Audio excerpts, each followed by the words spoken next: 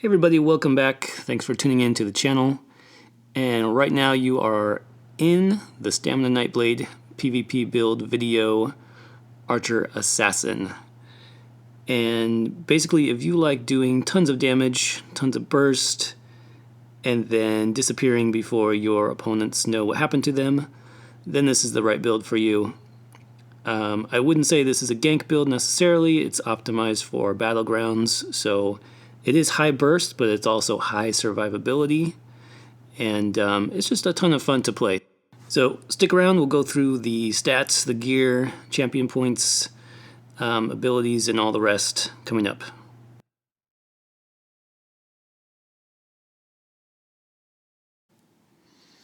Okay, let's check out the stats first on our Archer Assassin build. So 13,000 magicka, really important to have a high magicka on this build. It's a Nightblade, we have Cloak, we have Shade, a lot of stuff that uses magicka, so important to keep that high. Health is a little bit on the low side, 15,000 will go up to about 19,000 in PvP.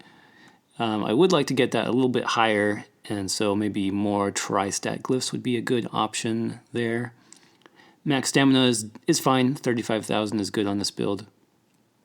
Weapon damage unbuffed is 2,800. The recoveries look pretty low, I will be honest with you. It's not an issue though because of the potions that we're using. And our abilities generally are pretty low cost. So yeah, the recoveries don't look like they will do much for you, but it's really manageable, not a problem at all. And then checking out some of our buffs here. So the weapon damage does go up to about 3,300, and then weapon critical almost 50%, so that's really important. That's a key part of the build as well. And then our recoveries will go up as well too, even though it's not a big deal, but those are the max recoveries with a potion. We are using all our points into stamina. Got purple tri-stat food, again because we want as much magicka as possible, as well as health. Boon is the warrior. You could also do lover if you wanted to. And then our race, we are a wood elf. Because this is a ranged build, wood elf works really well. You wouldn't want red guard necessarily, or orc, even though those are great stamina choices. For this build, they have melee passives, so it's really not going to help. So I think Wood Elf, #1 race by far. The Khajiit would be a pretty good choice as well, and then even Argonian to kind of max out our recovery with potions. And then just really quick, bow builds are an interesting play style. You don't necessarily have to do it as a Nightblade. I think most people think of bow on a Nightblade, sure, but Stamina Templar is also really fun if you're interested in something different. And then Stamina Sorcerer, Stam Warden, why not? Those are worth a shot as well. Just for this particular build, I went with Nightblade, and I'll go over why I did that in just a minute.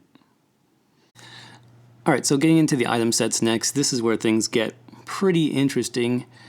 When I started building this, I didn't realize how many bow setups there are in the game. There's actually a lot of diversity here, a lot of different sets that you can try. So I just want to quickly mention some of the progression there, and I will throw in a couple video links as well in the description where I showcase some of those different setups. But some things that I did try initially, first I tried Assassin's Guile. Using this with double damage poisons. What this does is it increases the poison duration by 4 seconds.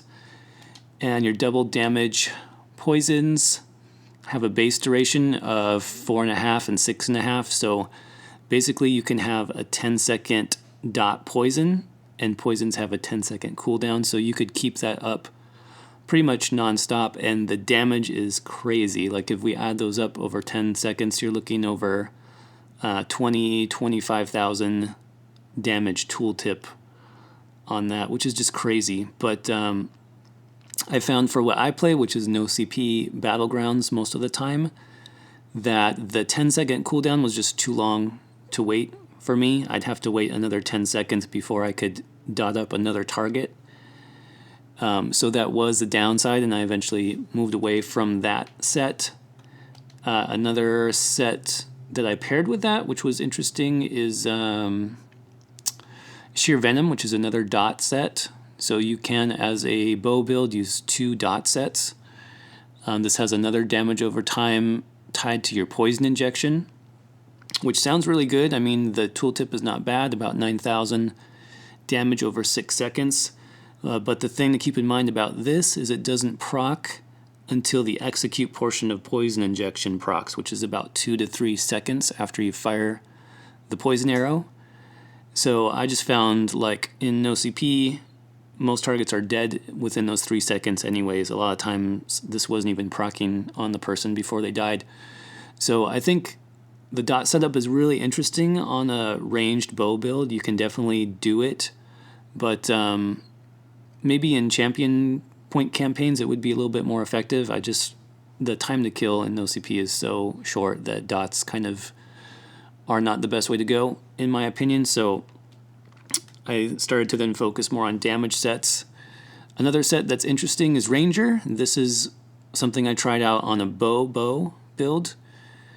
So what this does is it reduces your snares applied to you by 50%, and the reason you would want to do this basically is if you're not running two-hander, you don't have access to forward momentum, and so you don't have a snare removal, and this will just flat out reduce the effectiveness of snares. Basically, if it's 50% or less, it'll feel like no snare at all.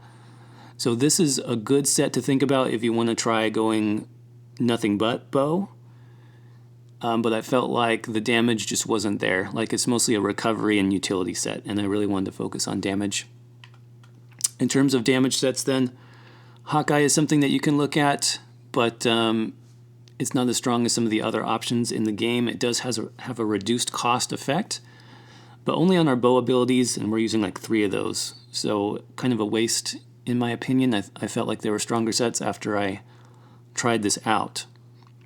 So what I settled on then for my main set, as you can see here, is the Marksman set. This is, in my opinion, the strongest PvP bow set that we can easily get in the game. So 8% damage against players is really, really strong. Tying that up with your poison injection, lethal arrow, those will just hit super hard. And then it has the same reduced cost, 5%, but this applies to all stamina abilities, not just bow abilities. So this is really good. So I went with Marksman as my primary 5-piece set. Love it. Great set all around. In addition to that, I wanted to go full burst on the build. So my second setup here is going to be Spriggans. And this has really nice 2 through 4 piece stats. Stamina, weapon damage, and then the 5-piece is increased physical penetration. So I tried this versus Hawkeye, and in most cases, Spriggans did more damage than Hawkeye, like about 1,000 more on a lethal arrow, for example. Physical pen will not help you against Sorks, so you have to kind of play smart in that regard. You have to make sure that if somebody's using a damage shield, that it's down. But other than that, those are 2 really strong offensive sets going with our playstyle here. Pure offense. Something to keep in mind is you will want the Spriggans to be your bow. And you can do a marksman's bow, but the problem with that is then you would need a marksman's two-hander, and I don't think they exist. I could be wrong. If you know of a way to get marksman's like swords or axes, let me know. I haven't seen it. But because that wasn't in the game, I made the bow here Spriggans, and that means you can run 5-piece marksman on either your body or a combination of body and jewelry, just not weapons. Because we have the Spriggans here, that means we can run something different. You can run a Spriggans on our back bar, which is the two-hander, but we have no offensive abilities at all on the back bar, so penetration doesn't really make sense. So I went with just a Magicka Recovery 2-piece here. So when I'm on my back bar, I will be getting a little bit extra regen, and that's cool because I have my cloak and my shade and all my magic abilities backbarred. In terms of weapon traits, armor traits, I went with infused here, and that's because I want a big spike of damage when I start off combat, and this gives me the biggest proc on my weapon enchant. You could also do Nirnhoned, which would be another really good option. The difference is basically with a Nirnhoned weapon, you have a 4-second cooldown on the bow enchantment, and infused you have a 2-second cooldown. So either one is okay. You can kind of figure out which one you prefer. I like the 2-second cooldown better because if I don't finish somebody off in the first second of the fight, I'm going to go back into it and I'll get another infused bow enchantment proc as part of my burst to get them down. Backbar trait, you can do defending, you can do powered. Doesn't make a huge difference. I went with defending here. For armor traits, a mix of well-fitted and impen is good.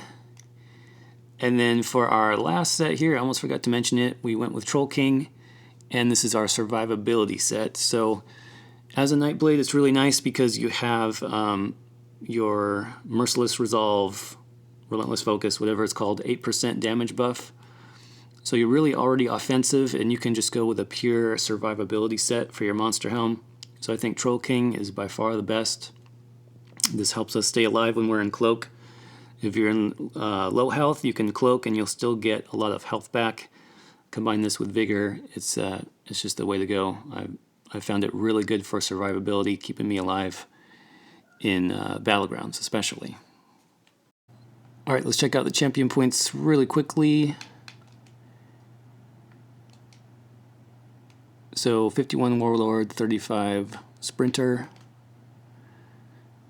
Tenacity, I've got nothing into Tenacity. There's no heavy attacking on this build at all. But again, Sustain is not an issue because of the potions that we're using. Arcanist, just a little bit, 23, 49 into Mooncalf. Again, I'm not really worried about Sustain because of Tripots. And then I actually did bump up Health Recovery just to help survivability. It's going to help our Troll King and all that good stuff. Befoul, you honestly don't need it. This is really strong already with your Lethal Arrow, so I'm not worried about it. And you could put more if you want to grief people, go for it. Tumbling, 31. Blue Tree Nail, 23 into Blessed. Physical Weapon Expert, it's good to put quite a bit in here because your light attacks, which we do a lot of the time, will get boosted here. Master at Arms, obviously we're focused on burst damage. Shattering Blows will help with damage shield targets. 43 into Mighty, 31 into Piercing, 13 Precise Strikes, only a little bit into Thaumaturge because, again, we are focused on burst rather than dots, but we do have Poison Injection, so this does help slightly. 40 Ironclad, 50 Resistant, 56 into Hardy and Elemental. You need less into Thick Skinned as a Nightblade because you can cloak to avoid those damage over time effects. And then 16 Expert Defender, 23 into Quick Recovery. So then checking out the abilities on our bow bar to start with. Again, there's a lot of diversity, surprisingly, for bow builds. There are other skills you can run here, which I'll try to mention. This is just what I found to work best for me. So starting off, we've got Poison Injection. This is a no-brainer, really low cost, really high damage over time, and it does execute damage as well. So many times this is what will kill off your target for you, so make sure you always have Poison Injection on. And if you get them down to 20% or less health, you will likely get the kill anyways. Lethal Arrow is our main attack, does tons of damage. You can see about 13k unbuffed here, and it also does Major Defile, which is a great debuff to put on a target right away. It does have a 1-second cast time, so we will want to combine this with Cloak if we can, just to make sure that people don't see it coming. If somebody knows that you're around, chances are, if they're a good player, they're going to dodge this, so you really need to use your Nightblade skills to your advantage. That's one of the reasons why Nightblade does so well as a bow build. Next up is Magnum Shot. This is the bow stun, and this is the damage dealing version, and it also knocks them back. It knocks you and the opponent back, so 6 and 6 meters, a total of 12 meters. So it's interesting to play with. It'll basically give you room to breathe and get off another series of attacks if somebody's trying to close the distance on you. So it is really good for that. It's pretty essential, I think, for this build. You can mix in the healing morph of this if you want instead. I just felt like I didn't really need the healing, and I liked getting the extra space on this. It does have a short range. If you notice here, 10 meters, so you do have to be in close range before you can use it. So you're basically going to be using it defensively. Relentless Focus is our next skill. This gives us Minor Berserk, 8% damage, Minor Endurance, so 10% stam recovery, and then when you do 5 light attacks, you get the nice juicy Spectral Bow proc 16k disease damage. This is almost like another execute for the build, so you want to make sure that you're light attacking as much as possible to proc this as much as possible, and then save it. So we'll do our main burst combo, and then hopefully you'll have a Spectral Bow ready to go by then, and you can use this to finish somebody off. It's also very important on a Nightblade bow build to have at least one assassination ability slotted, because you have the hemorrhage passive, which when you do have that one assassin ability, you get 10% bonus crit hit damage.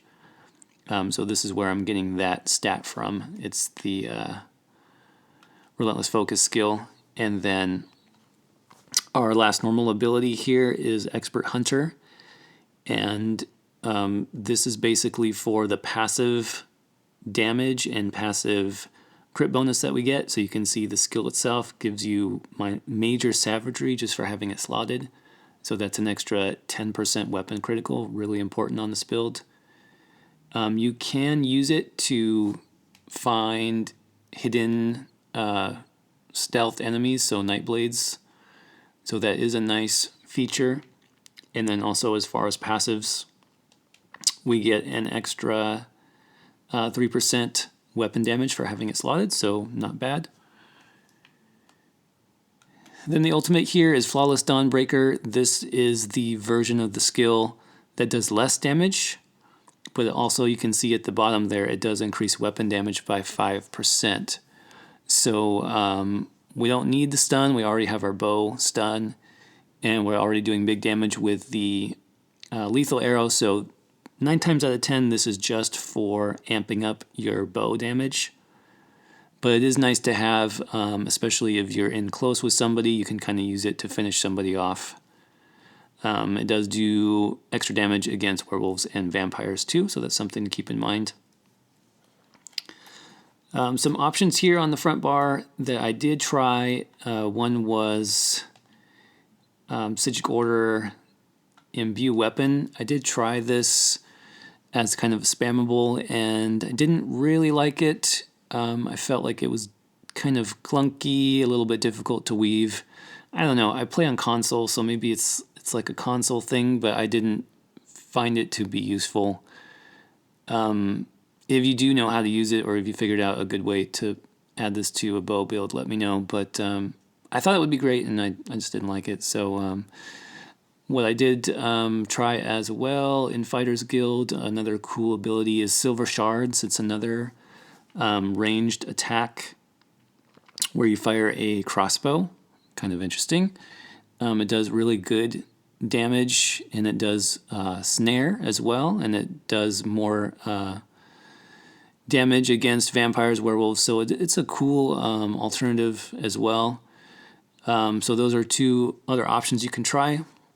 The reason why I went with ultimately Expert Hunter is I really wanted this increased weapon crit, and I wanted to use tripods. So if I wanted to use tripods, I needed this skill to make that work. So that's why I'm kind of stuck with it in this build, but I think it works great. It lets us have our major crit bonus, and we can run tripods at the same time. So it's a really good option, I think.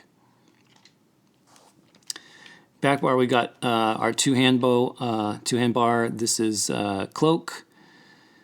So you want to combine this with your snipe, with your lethal arrow, just to make sure that you that people don't know where you're coming from, basically, and they don't expect the attack, or they don't see it coming. Otherwise, you'll get a lot of roly-poly people who try to dodge it, and so just combining that with your offense really helps. It's also obviously your survivability tool, helps you get away from situations that you don't want to be in. Really good, essential Nightblade skill for sure. Next we've got Shadow Image. Love this patch. You don't even need a target, so this is basically your backup plan. Whenever you are about to engage, just make sure you have a shade down somewhere kind of out of the way. So let's say I pop it down over there, and then I'm fighting in this direction. Now I have an escape plan. If I have too many people coming after me, I can get away and then immediately go into cloak, and then that's my escape tool right there. It does also do minor maims, so having this on one of your opponents who does more damage is also nice.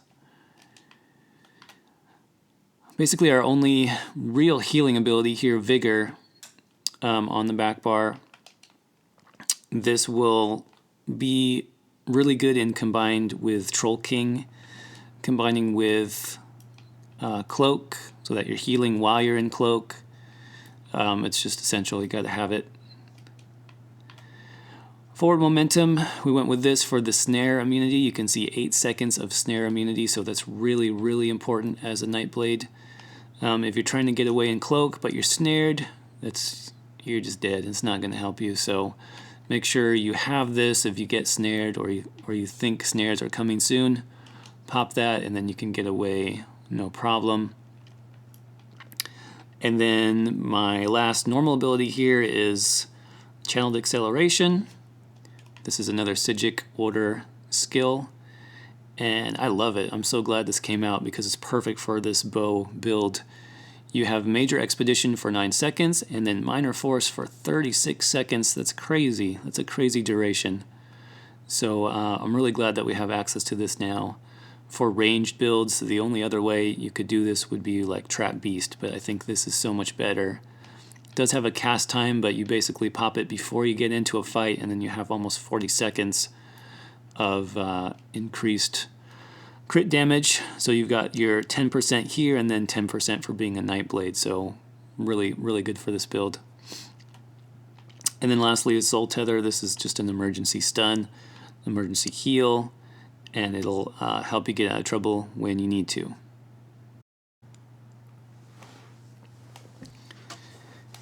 So then let's just quickly go over some of the different combos that you want to think about on this build. As far as buffing, you usually want to lead off with Channeled Acceleration because it has the longest duration, and then Forward Momentum, and then your Relentless Focus. You will have to refresh Relentless one more time in that rotation because it is pretty short compared to the rest. So by the time it gets down to about 8 seconds, 6, 7, 8 seconds, you'll want to hit that again. And they should all fall off at about the same time. You will want to make sure defensively before you even think about engaging that you have your shade down. And then again have it kind of somewhere out of the way. And then you want to move away from it so that you have an escape route. Once you're ready to engage, you want to lead off with a Lethal Arrow. You can see it does a lot of damage. Combined with a Light Attack and Poison Injection. So the full thing looks kind of like this. Lethal Arrow, Light Attack, Poison Injection. You can see there the dot damage will finish off a lot of opponents. So Lethal Arrow, Light Attack, Poison Injection, they all three should basically land at the same time. And then after they land, you want to follow up with light attacks because that's what's going to proc your merciless, your relentless focus, I mean.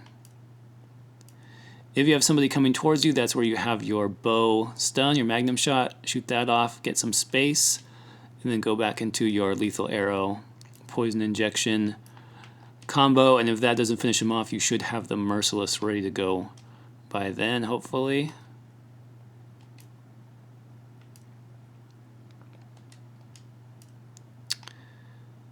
Let's see. I think that's about it. Well, we also talked about using your cloak to kind of reposition, but also going from cloak into your lethal arrow because you don't want people to know that that's coming because it can be roll dodged. So usually you'll bar swap cloak, bar swap back, lethal arrow, combo. You'll get both of basically all three of those attacks in the air before you even get out of the cloak. So that's another good way to play the build right there. In terms of healing, use your vigor and then go immediately into cloak. If you have your shade up, you'll want to go back into your shade as well. So the defensive thing is kind of vigor, cloak, or shade, just to get some distance. And then get away from the fight, come back in, do your offense. Here we go.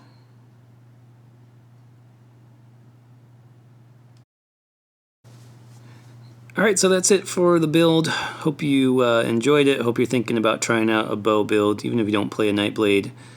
It's an interesting, challenging kind of play style that I had a lot of fun learning. Still kind of learning it, but it's basically a blast to play in PvP, so I'm pretty sure I'll keep playing it. If you liked the video, feel free to hit that like button. Feel free to subscribe to the channel because there's always more things that are coming out, and that way you get to see them as soon as possible. So thanks again for watching today. Have a great day, and I will see you in the next video. Peace.